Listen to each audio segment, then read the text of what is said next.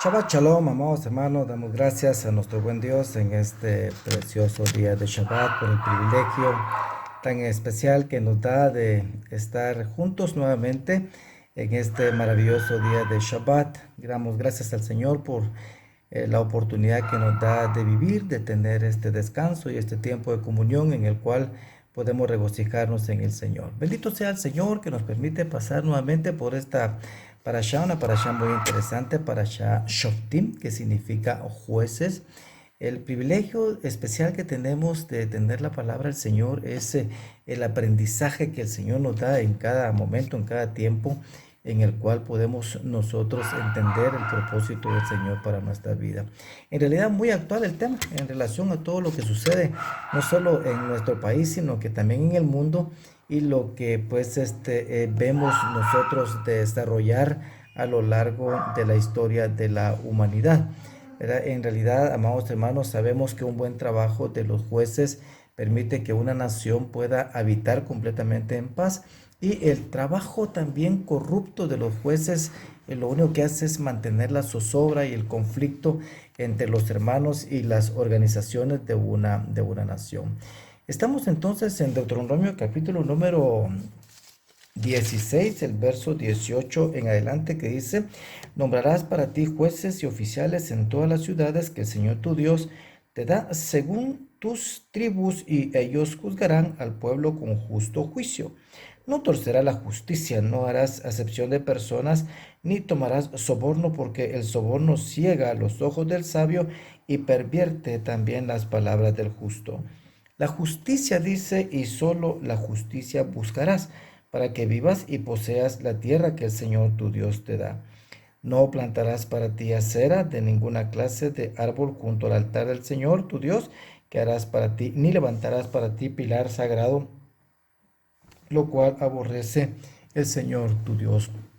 Entonces, hermanos, acá la instrucción específica del Señor es con relación a la formación del grupo de liderazgo o de las personas que van a ejercer el liderazgo en la nación para bien de la nación y para que la nación pueda habitar en paz, o sea, la comunidad como tal. Entonces empieza con el nombramiento de jueces y oficiales cuya función sería juzgar al pueblo, dice, con justo juicio. Entonces, los jueces son un grupo de personas que son parte de ese liderazgo de una nación y sabemos que su accionar, ¿verdad? Como el resto de los líderes, comprometerá de buena o mala forma a todo el pueblo. De esta manera, entonces, se establecen las reglas específicas para ellos para que la convivencia del hombre con su prójimo sea la más correcta. La palabra en hebreo utilizada para jueces aquí es la palabra shoftim, y esto viene de la raíz shafat, y esa raíz significa juzgar, o sea, significa también pronunciar sentencia por o en contra, ¿verdad? Y vindicar o castigar, eso es lo que significa, pero también significa gobernar. Y sabemos nosotros de que en el principio, después de la salida del pueblo de Israel de Egipto y su llegada a la tierra, pues ellos fueron gobernados por el Señor a través de los jueces, ¿verdad? O sea, tenemos varias, pues, narraciones en la escritura que nos muestran esto, ¿verdad? Y esto es para ver, entender, defender, ¿verdad? Todo el justo juicio en el juzgar correctamente al pueblo para que el pueblo pues se mantenga tranquilo y en paz. La palabra utilizada para oficiales que está aquí presente es la palabra shoter. Esta palabra shoter viene de una raíz que significa escribir, o sea, hace referencia a un escriba, ¿verdad? Y considerado un oficial superintendente o un magistrado, un gobernador o un oficial principal. Así es como se define en esta parte de la escritura.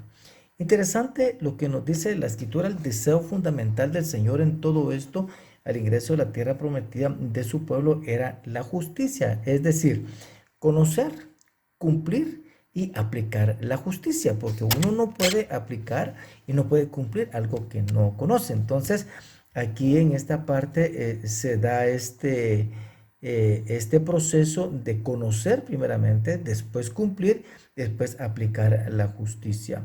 O sea, el propósito de esto es juzgar con justo juicio. Eso es, entonces el justo juicio ¿qué implica el justo juicio? Darle a cada quien lo que se merece, al que honra, honra, o penalización al que le toca, según la conducta del hombre que está teniendo como referencia a la Torah, o sea, con lo que dice la escritura, y se refiere principalmente al trato del hombre con su prójimo y del hombre también con su Señor. Interesante ver que los fundamentos o bases para el justo juicio, según este pasaje que nosotros acabamos de ver, incluye varias cosas. El primero es la elección y el nombramiento de jueces y oficiales. O sea, este es por supuesto todo un proceso y los requisitos, ¿verdad?, que da la escritura para aquellos que pueden ocupar ese cargo. La presencia de los jueces, amados hermanos, en toda la tierra debía de darse de esa manera para que todos tuvieran la oportunidad de ser instruidos convenientemente cuando hubiera un litigio entre las personas. El propósito, como les decía entonces, era juzgar con justo juicio. Esto implica imparcialidad y solo la aplicación de la justicia, no importa a quién o de qué se trate, puede hacer que algo sea totalmente imparcial. Y la instrucción dice de no torcer la justicia. No torcer la justicia es no dar mi interpretación privada con relación a algo o con inclinación hacia la persona que estoy juzgando, porque me cae mal, porque me cae bien, porque hizo algo conmigo, porque tuvo un gesto para conmigo. No, ¿verdad? Sino que pues es lo que el Señor manda en su buena palabra. Interesante, dice, no hay que hacer acepción de personas en todo esto, de acuerdo a lo que dice la escritura. Y algo bien importante también, como les decía, está en el contexto de hoy, es no tomar soborno. O sea, aquí explica lo que provoca el soborno, y los que ejercen la justicia saben cuál es el fruto del soborno. Entonces dice que el soborno ciega totalmente al juzgador, y eso pues provoca de que alguien vaya a salir damnificado en todo esto. La observancia de la justicia garantiza la permanencia en la tierra, de acuerdo a lo que vimos aquí. O sea que hay que evitar la corrupción y la contaminación en relación a la adoración del Señor, ¿verdad? Porque le haría desviarse de la justicia como el Señor lo quiere. O sea, los últimos dos versos que leímos aquí, el verso 21 y 22 de esta parte, dan muestra de eso y de esa mezcla mezquina que corrompe también la adoración al Señor.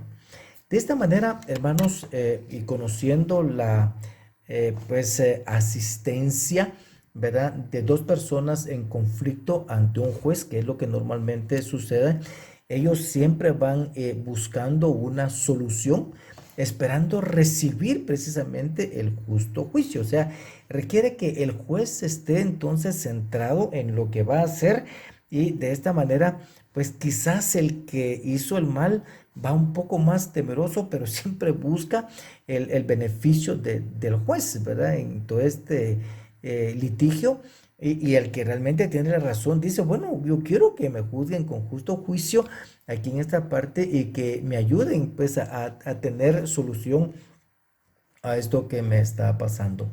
Entonces, ¿qué era lo que debía conocer el juez, verdad? ¿Cómo debía estar centrado él en todo esto? Primero, debía estar centrado en el conocimiento correcto de la ley. En este caso, de la ley del Señor, de lo que muestra la Torah del Señor. O sea, estos son sus mandamientos y cómo se da el comportamiento de las personas durante un problema.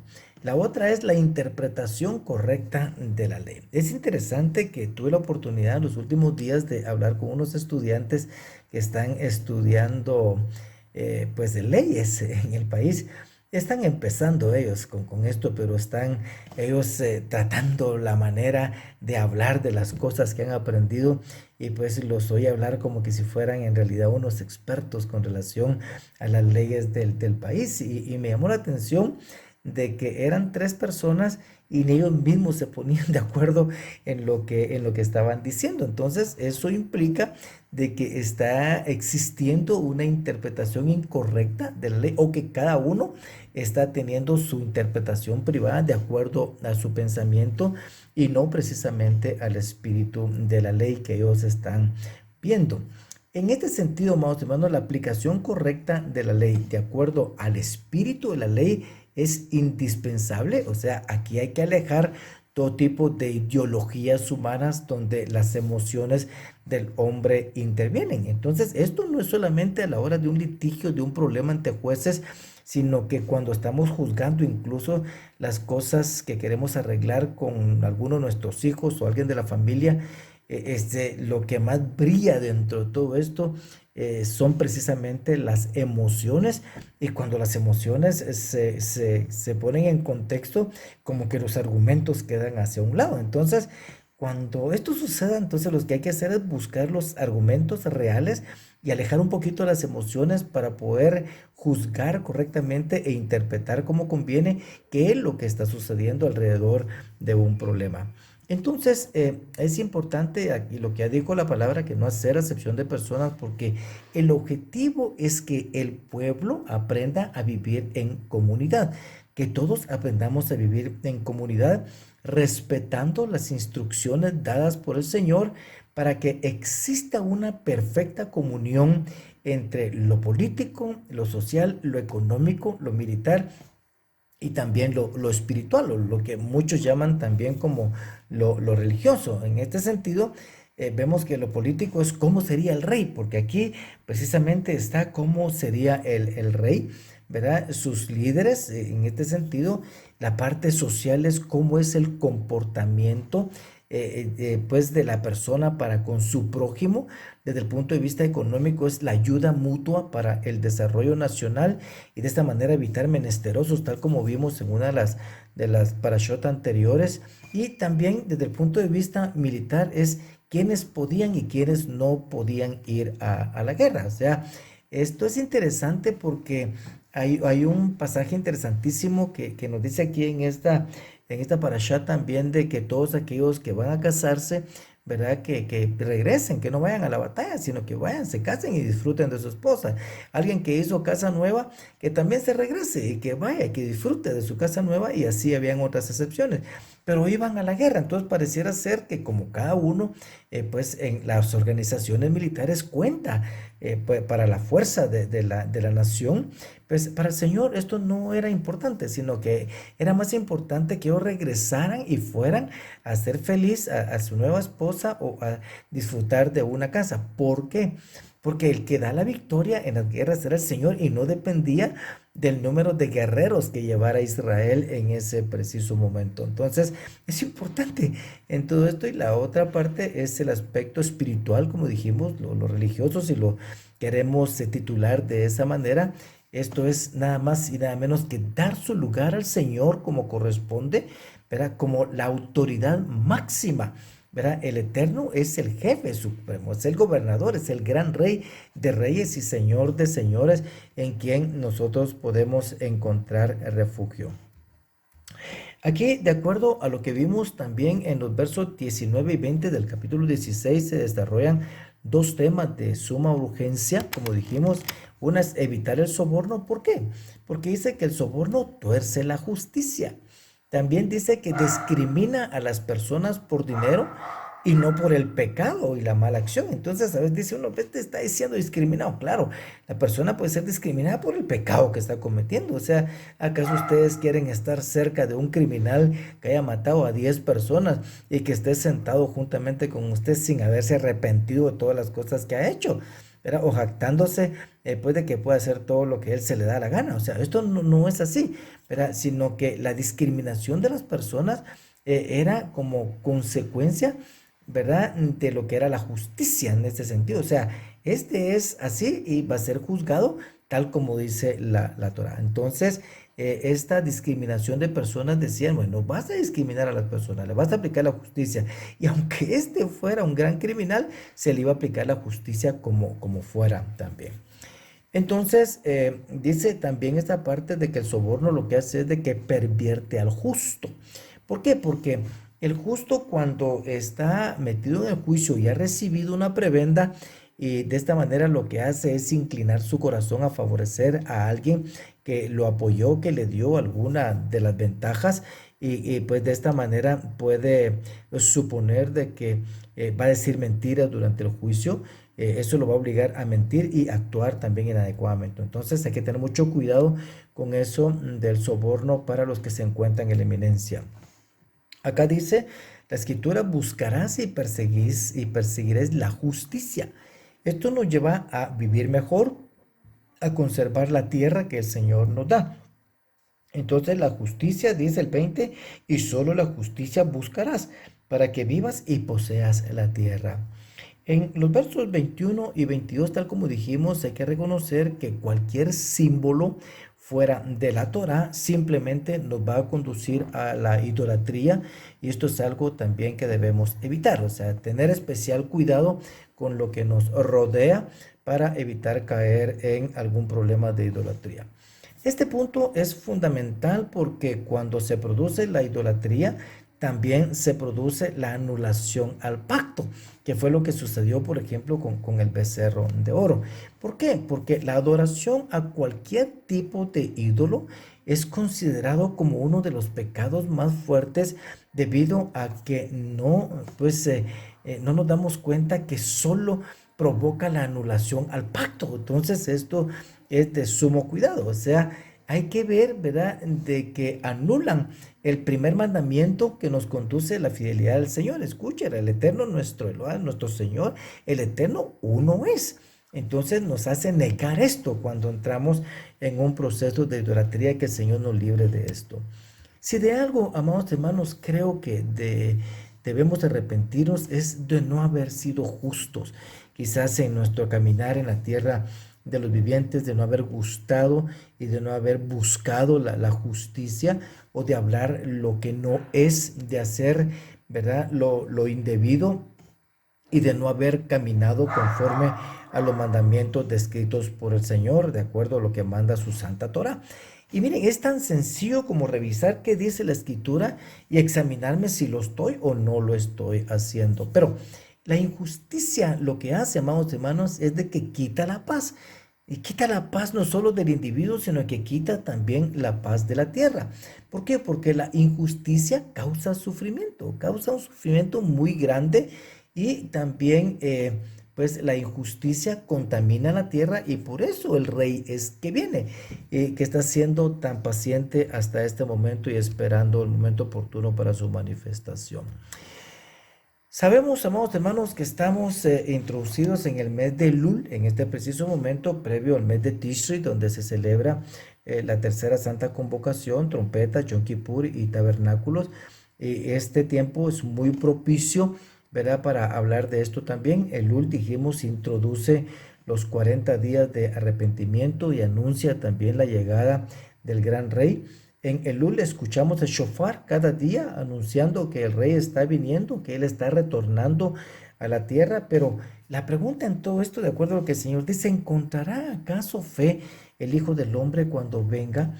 ¿Ah? Esto es bien dramático, ¿verdad?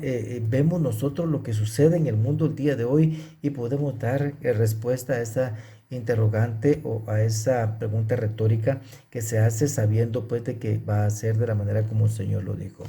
En este mes entonces de Elul, amados hermanos, es el tiempo en el que el Señor está inspeccionando sus tropas para el juicio, para la batalla final. O sea, es un tiempo especial. Miren lo que dice Isaías 13:4, dice: ruido de tumulto en los montes, como de mucha gente, ruido de estruendo de reinos, de naciones reunidas. El Señor de los ejércitos pasa revista para la batalla. Interesante.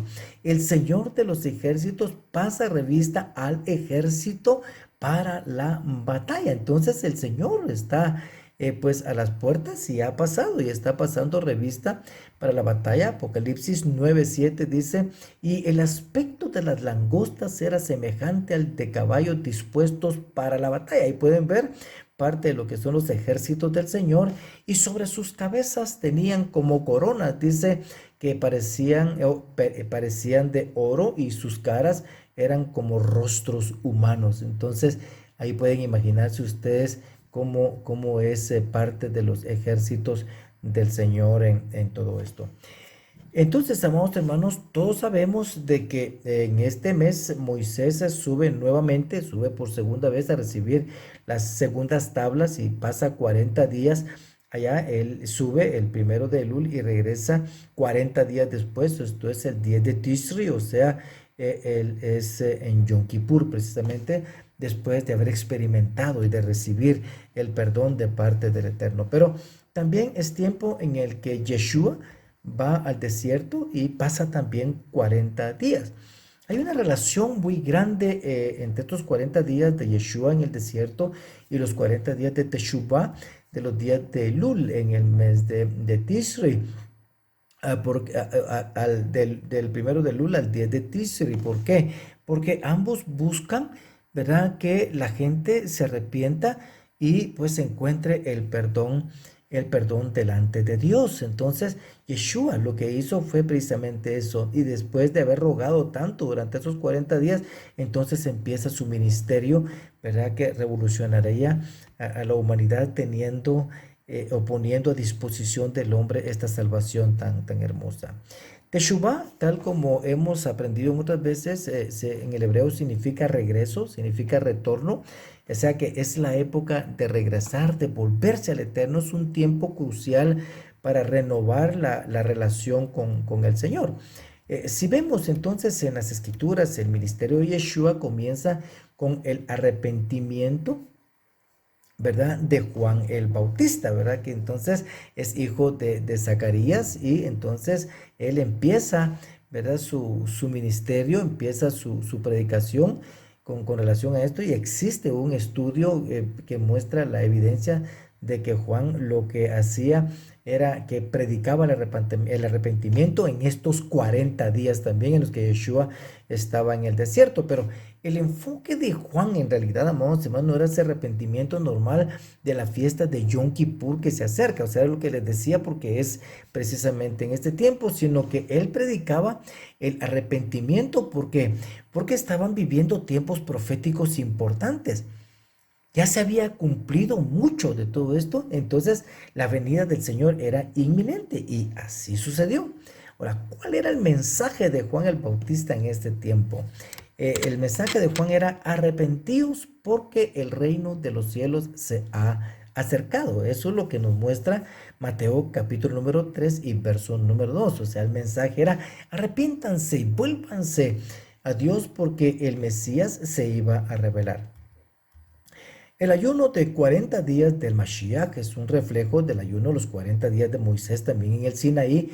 Mashiach Yeshua es el último, el redentor, y viene en el modelo de Moisés. Por eso el mismo Señor le dice: el Señor os levantará un profeta como yo. Eso revela el Señor a través de Moisés en esta parashá, en el capítulo número 18, y es propicio entender cómo era Moisés. El número 12:3 nos dice que Moisés era manso, era totalmente humilde. En números 12:7 nos dice que Moisés era muy fiel. Si vemos a Yeshua, una característica de él en esta parte, en Mateo 11:29, dice: tomad, dice, mi yugo sobre vosotros y aprended de mí, que dice que soy manso y humilde de corazón, y entonces, ¿qué va a pasar?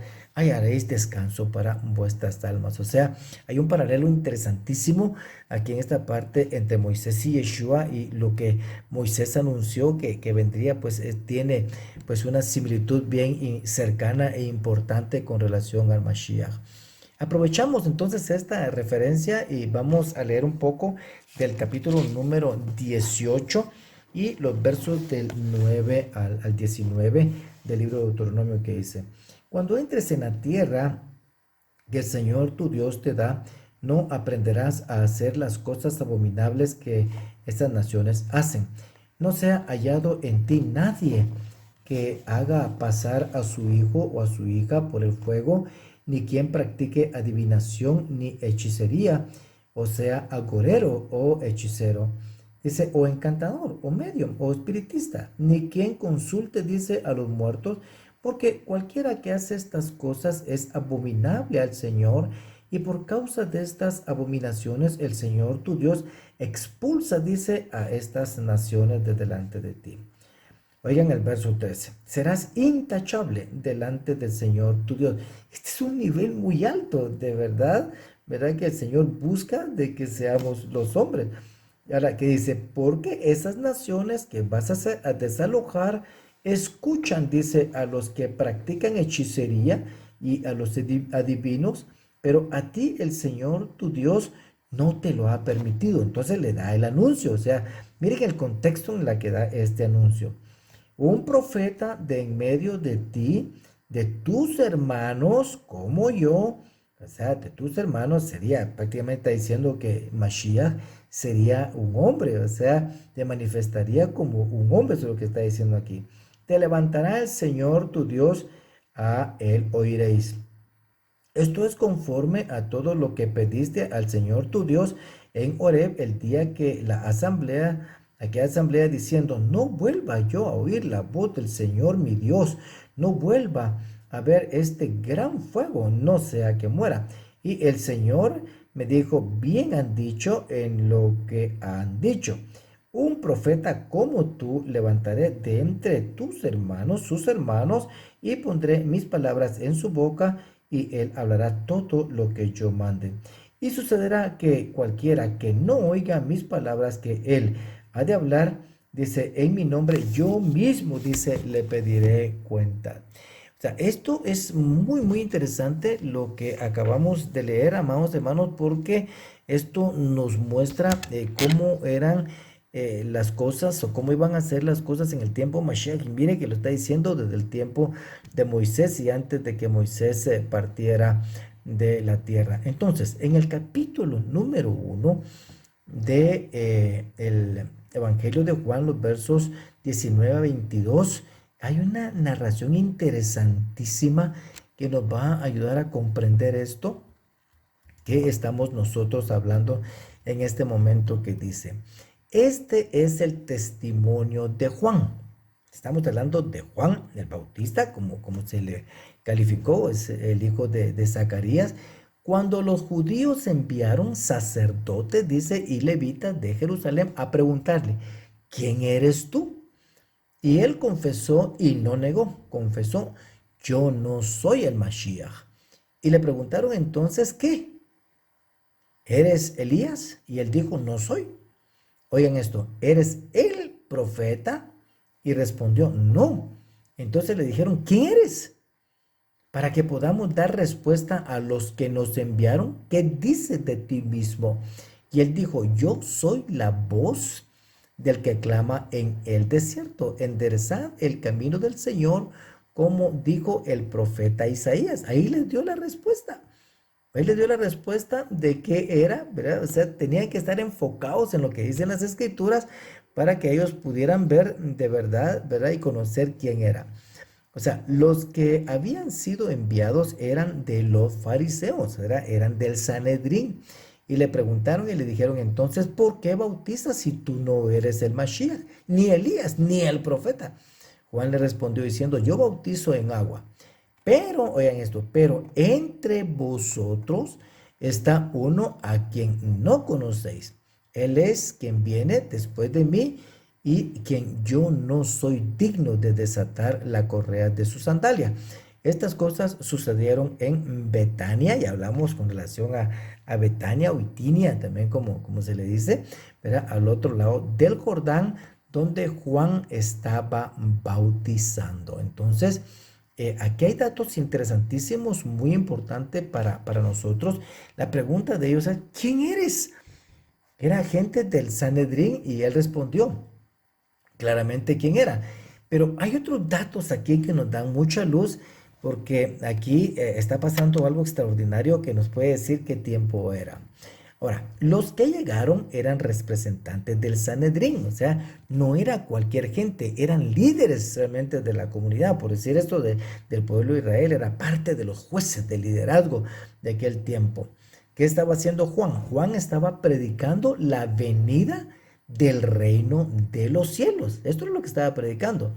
Y la venida del reino de los cielos se refiere específicamente a la venida del Mashiach. O sea, le está diciendo, mire, el Mashiach viene.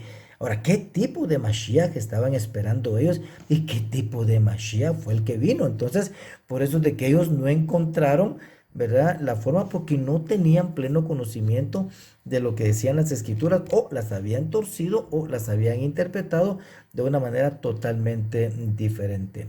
Entonces, los sacerdotes enviados tenían alguna información e indagaron sobre dos cosas importantes. La primera, ¿eres tú Elías? Esta era la primera. Y la segunda, ¿eres tú el profeta?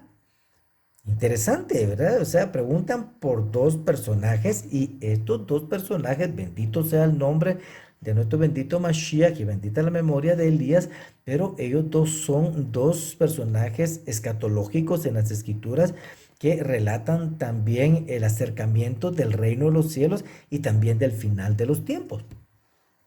Juan responde diciendo, ¿dónde está el Mashiach? Esto es importante porque Juan dice dónde está el Mashiach aquí en esta parte, y aquí está en esto que leímos, y vamos a retornar y vamos a leer otra vez el verso 26 aquí en Juan 1:26. Miren dónde está el Mashiach. Él dice, vamos a ver.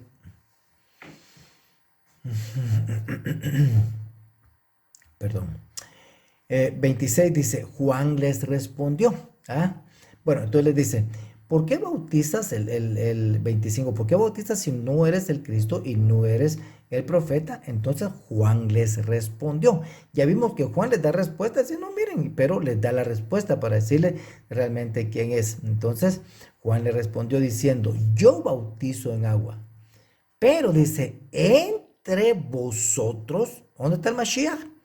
Entre vosotros está uno a quien no conocéis.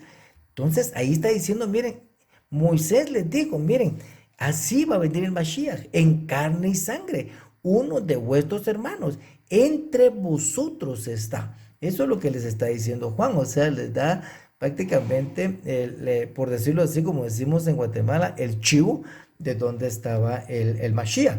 Y les dice, entre vosotros. ¿Qué fue lo que dijo el Señor a través de Moisés? Él dijo, uno de vuestros hermanos, ¿verdad? Yo enviaré de entre uno de vuestros hermanos. Esta consulta de ellos, amados hermanos, refleja una comprensión muy, muy interesante con relación a los últimos tiempos, y por eso es de que hacen estas preguntas a Juan. Ahora, ¿por qué preguntaron si él era Elías? ¿Sí? ¿Por qué preguntaron si él era Elías? ¿Había algo más con relación a Elías en esta parte? Y podemos buscar nosotros en el libro del profeta Malaquías, ¿verdad?, algo con relación a esto. Y muy, muy, muy interesante. Malaquías, vamos a ver acá, capítulo número 4 y verso 5, que y aquí yo os envío al profeta Elías, cuando antes que venga el día del Señor, día grande y terrible. O sea, por eso les decía, dos personajes escatológicos del final de los tiempos es Elías y el Mashiach, pero también fueron dos personajes interesantísimos durante la primera venida del Señor. ¿Qué estaban viendo? De que si él era Elías, de que si Juan era Elías, entonces el Mashiach ya estaba en funciones. Eso es, o sea, lo único que ellos estaban esperando el final de los tiempos, o sea, y aquí estaba la primera venida del Mashiach, y así fue, o sea, estaba sucediendo tal como el profeta, ¿verdad?, Malaquías lo estaba diciendo. La confusión del pueblo era como cuando se dio el anuncio de los tiempos en Moisés, porque el Señor les ofrece al verdadero profeta, o sea, el profeta ideal. ¿Quién es el profeta ideal? Es aquel profeta que da la revelación divina, de las escrituras, del Señor a través de las escrituras para la guía del pueblo, lo cual vimos acá en el capítulo número 18, versos 17 al 19. Dice, por eso tienen que oír estas palabras que yo mando a través de él. Esto nos dice que los profetas eran y debían ser nativos de Israel. ¿Por qué? Porque son intermediarios entre Dios y su pueblo. O sea, lo que Dios está haciendo es mandando un mensaje a la humanidad a través de sus profetas a su pueblo y ellos se encargarían de decir cómo serían las cosas. Es interesante notar también, amados hermanos, que había habido un tiempo de 400 años de silencio profético hasta la aparición de Juan, o sea, en el anuncio de Juan, y esto causó una revolución realmente entre los ídolos, entre los líderes religiosos, o sea, una revolución mental de pensamiento, porque ya arrepentidos, porque el reino de los cielos se acerca, uy, un profeta. Y 400 años atrás no había habido un anuncio profético. Entonces, esto pues estaba haciendo mucho eco, estaba haciendo mucha bulla en esta parte y entonces había que indagar qué era lo que estaba pasando. Cuando Yeshua obra en su primera venida con todas estas maravillas, ¿verdad? De la gente, pues la gente en realidad no tiene absolutamente nada más que hacer que confesar. Mire lo que dice Juan capítulo número 6 y verso 14. La gente entonces al ver la señal que Yeshua había hecho decía, verdaderamente este es el profeta. Otra vez, ¿quién es el profeta? O sea, no es uno de los profetas, sino el profeta. Y se refiere a lo que estaba diciendo Moisés, el profeta que había de venir al mundo. En Juan también 7:40 dice, entonces algunos de la multitud cuando oyeron estas palabras, decían, ¿qué palabras? Las palabras que estaba diciendo también aquí Moisés aquí en esta parte. ¿Y qué dijeron? Verdaderamente que este es el profeta, o sea, que hace una referencia específica entonces a nuestro bendito Mashiach. Interesante, o sea, esto es algo maravilloso que nos lleva a comprender. Verán lo que el Señor nos está diciendo en su buena palabra. El capítulo número 17 introduce los sacrificios buscando la máxima expresión en ellos. ¿Cuál era?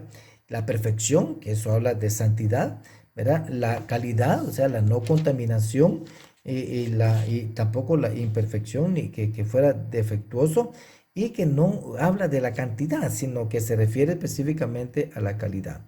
También en los versos 4 al 6 del capítulo número 17, estamos ahí, ¿verdad? Es cuál era la forma de juzgar de acuerdo a la Torá. 17 versos 4 al 6. Dice, y si te dicen y has oído hablar de ello, harás una inspección minuciosa.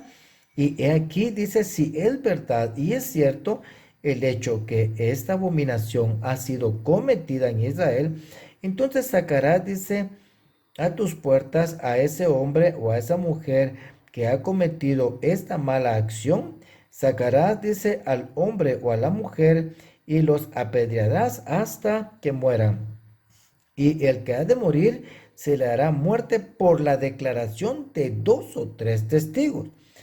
No se le dará muerte, dice, por la declaración de un solo testigo. O sea, esto es muy interesante. Entonces, acá dice que sea un informe por escrito o por haber escuchado un rumor, ¿verdad? Y de esta manera, pues, iniciar una indagatoria, todo un proceso, dicho así de esa manera, ¿verdad? De investigación que llevara a realizar un juicio correcto en todo esto. Era sujeto a una investigación objetiva completamente porque involucra una pena de muerte. Entonces no se puede matar a una persona inocente. O sea, ¿por qué? Porque esa sangre sería demandada. Y era importante también no dejar con vida al opresor. ¿Por qué? Porque entonces no se podía quitar el mal de acuerdo a lo que dice el Señor en su palabra. Entonces había que hacerlo. Entonces debe confirmarse el hecho, eso es importante, debe confirmarse el hecho. Entonces, cuando hablamos de esa cárcel preventiva que hacen en muchos países, esto deja mucho que desear realmente en la aplicación de la justicia, y los señores jueces ahí, con todo respeto en mi corazón lo digo, y pues que el Señor los bendiga, tenga misericordia de ustedes y les ayude a entender esto, pero en realidad todo el juicio que hagan los jueces, ¿verdad? De donde ellos no apliquen la justicia correctamente, les será demandado, porque ser juez es una responsabilidad muy, muy grande.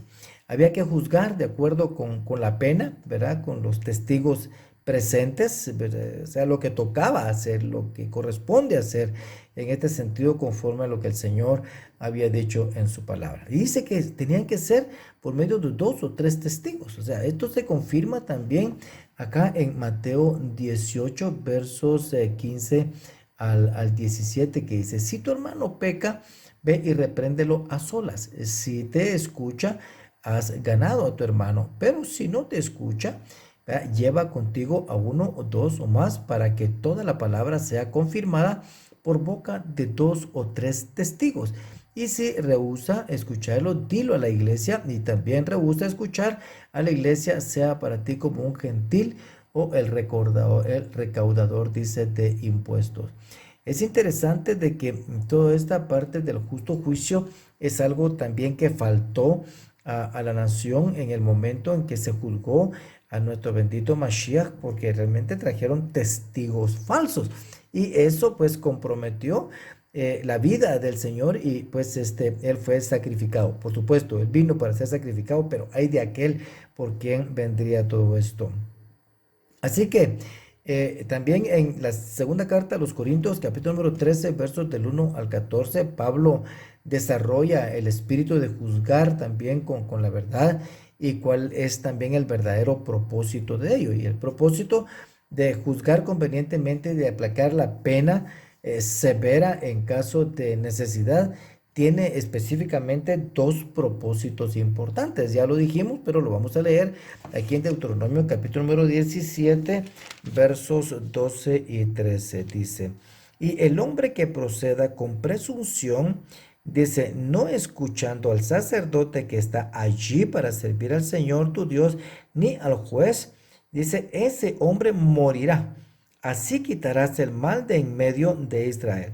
Entonces todo el pueblo escuchará y temerá, y no volverá a proceder con presunción. ¿Qué es esto? O sea, ¿cuáles son los dos propósitos? Uno era quitar el mal en medio del pueblo. Y segundo, que el pueblo escuche y tema. Y dice que no vuelvan, dice, a suceder estos mismos hechos. En Deuteronomio capítulo número 17, versos del 14 al 20, también habla de cómo debía ser el rey, o sea, el gobernante. Aquí en esta parte, cómo es, está declarado específicamente, y cuál debía ser su conducta. Dice, evitará pues muchos males a la nación si realmente hace todo lo que está escrito acá, y no comprometerá al pueblo dentro de su reinado.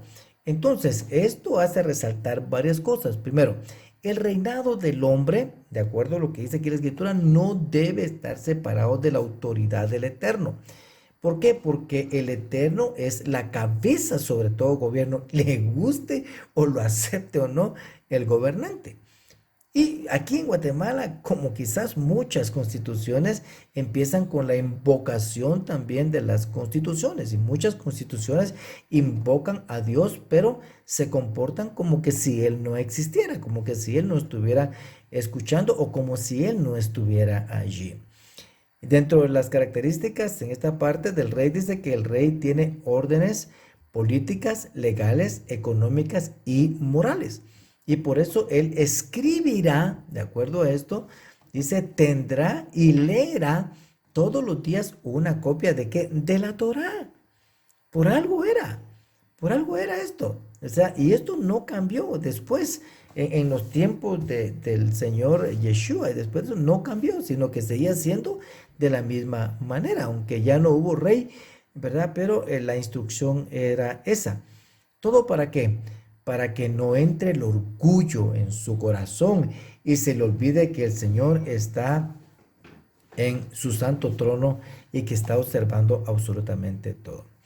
La implantación de un rey, amados hermanos, para el pueblo y sus instrucciones no comienza con las palabras cuando hubieres llegado a la tierra que el Señor tu Dios te da y la tuvieres en posesión y habites en la tierra, entonces habrás de poner un rey sobre ti. O sea, no empieza así, sino que dice, cuando entres en la tierra que el Señor tu Dios te da y la posees y habites en ella y digas, pondré un rey, sino hasta después, si se dan cuenta, hasta después, ¿por qué?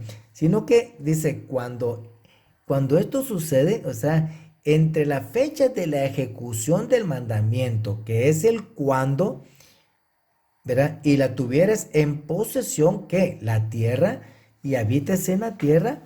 O sea, vemos aquí entonces que esto es después de haber conquistado la tierra y repartirla.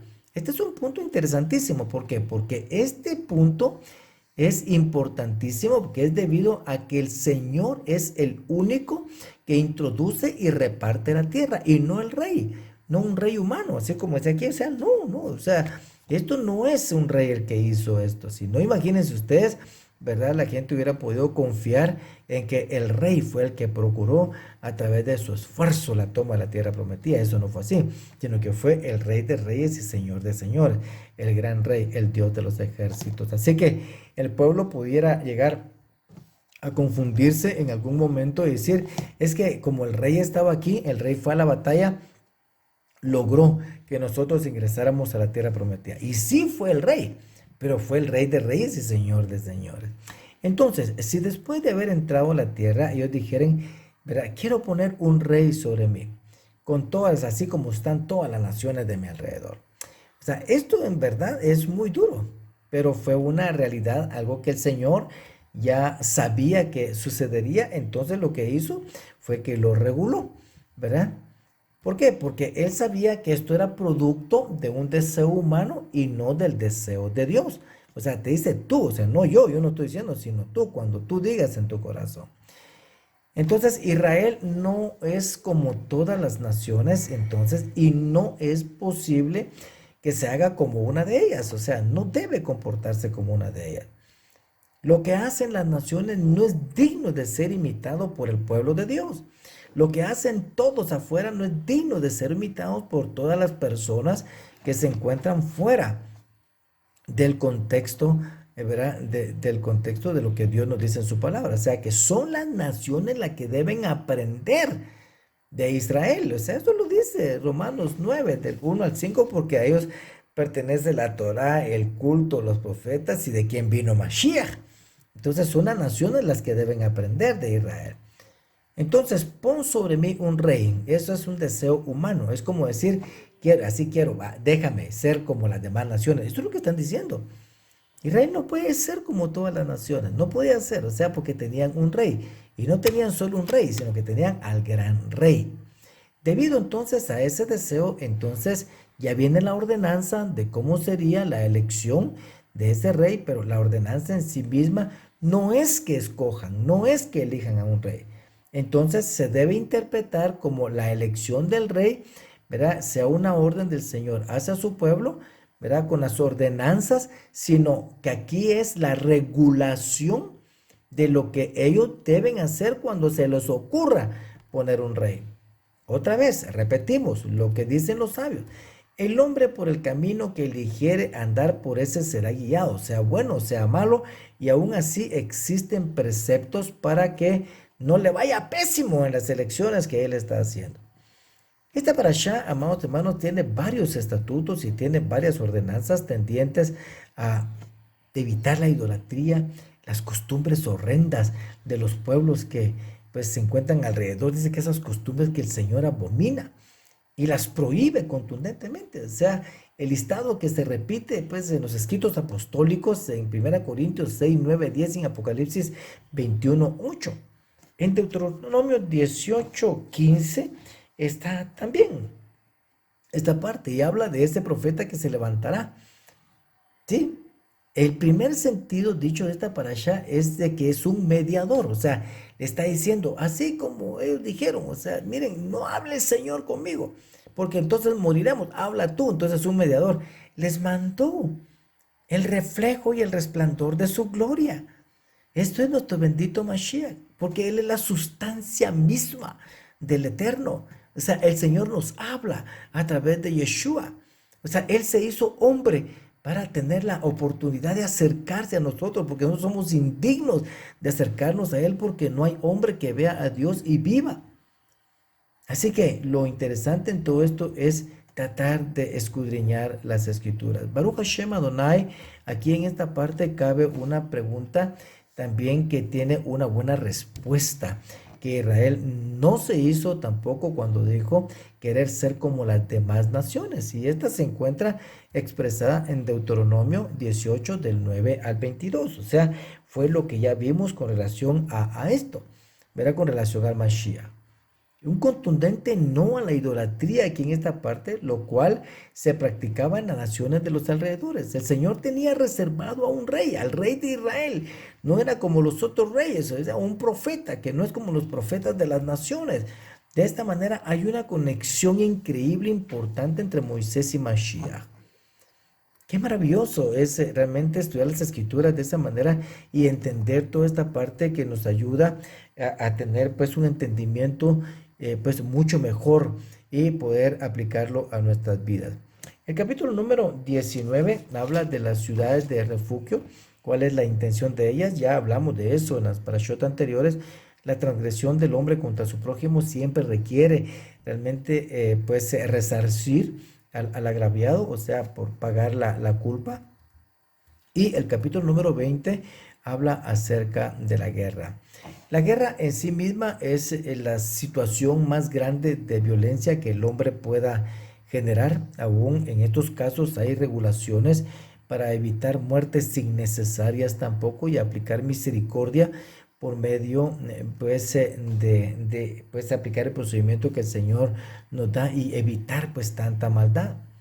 Por parte de Israel se debían aplicar las excepciones para cumplir el propósito, ¿verdad?, del paso sobre la tierra, ¿verdad?, y encontrar su deleite en el Señor. Bendito sea el Señor, amados hermanos, que nos da su palabra, una palabra extraordinaria que llega a nuestras manos y llega a nuestro corazón. Yo les voy a pedir que ustedes sigan profundizando en las escrituras, sigan profundizando también en la palabra del Señor para que esto nos ayude a comprender de mejor manera cuál es la buena voluntad del Señor, la cual dice Pablo también de que es agradable y perfecta.